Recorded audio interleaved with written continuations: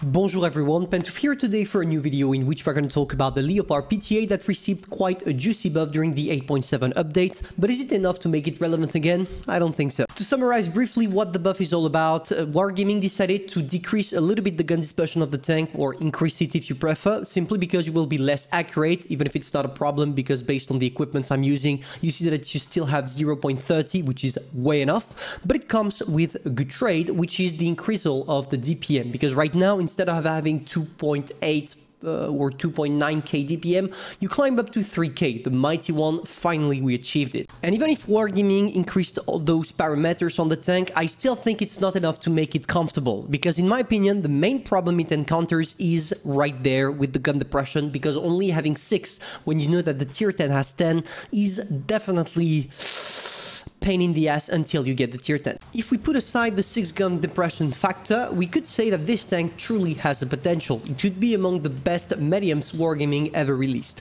And I feel like this is why Wargaming doesn't want to touch this specific statistic. They know that if all of a sudden they decided to put it maybe even 7 or 8 degrees of gun depression, everyone would spam the Leopard PTA, which would make it unbearable for most players. Because, well, even if Wargaming did that, the Leo PTA has something very special that is common among pretty much all tanks that don't feature any armor at all. It's the fact that only good players will perform well with it.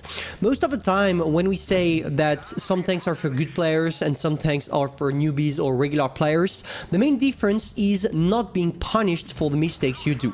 And well, with the PTA, every time you do a mistake you will be punished, which could make it balanced even if Wargaming added maybe 2 degrees of gun depression. I truly can't say, because we would have to wait for Wargaming to do that in order to see the consequences. But when it comes to the tank overall, and especially the statistics, you see that you have everything that seems to be very good. Even if the tank feels sluggish sometimes thanks to its mobility, the top speed is still quite good. On top of that, if we mention the fact that you have 3k DPM, it's more than enough for you to hold the ground, especially against tier 8s obviously, but even against tier 9 and some tier 10s, sometimes you can definitely hold the flank as long as you can hide when reloading. And talking about hiding while reloading, the main playstyle you need to adopt with this tank is obviously peekaboo. You see, this is exactly what we did. We sneak our shell on the guy when he's not looking, and after we go back to a safe cover as soon as we can. Unfortunately, on the T30 we kind of failed, because I was hoping for him not to try this at all, maybe continue to focus on whatever was coming on his right side, but he decided not to. Not a problem. Here we only need gun elevation and not gun depression, so it's kind of easy for us to do the job on the WT. But here, for example, if I decided to jump in straight, I would have get completely wrecked, and I would have taken the shot from the WT probably, which is something I really want to avoid, especially at this time of the game. Sorry, sometimes I kind of struggle with my words. There we go, killing the WT, and now we head back to the rest of the heavies. If you see, there is some kind of a pattern on how I'm playing this tank. Even if I only have 6 degrees of gun depression, I'm trying to find positions from which I can show only my turret. Why? Because the less you show to your opponents, the easiest it becomes for you to bounce them. As you can see, it worked on the Emil. We go in straight, we sneak our shells, and we are not even bothering like stopping for 1 or even half a second to shoot. No, this is not what you're supposed to do with this tank. You truly need to go out of your position, sneak your shell as soon as possible, and come back to a safe cover, because if you don't, you will get completely crushed. And well, if you do all of that and combine all of those juicy advices, you should be able to get some ace tankers like this game was. And I was kind of astonished, because well, it's only 4.5k DPM damage with an ace tanker. That sounded a little bit weird, but after I saw that we had nearly 600 assisting damage, and I thought, okay, maybe it could be an ace tanker. For the rest of the tank, and especially the equipments, I like to equip my tank this way.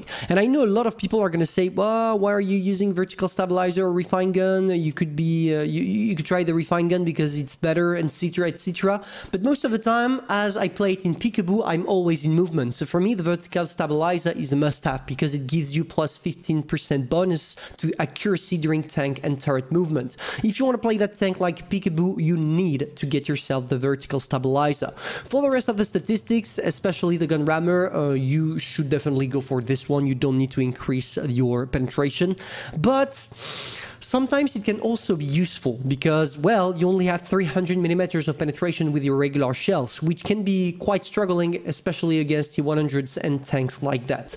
But as most of the time I'm circling and using my mobility not to face enemies frontally, I don't have necessarily a good use of calibrated shell, and I would rather increase my DPM. For the rest of the statistics, it's kind of how you want, except for the defense system, because you're not gonna ram anyone with this tank, trust me.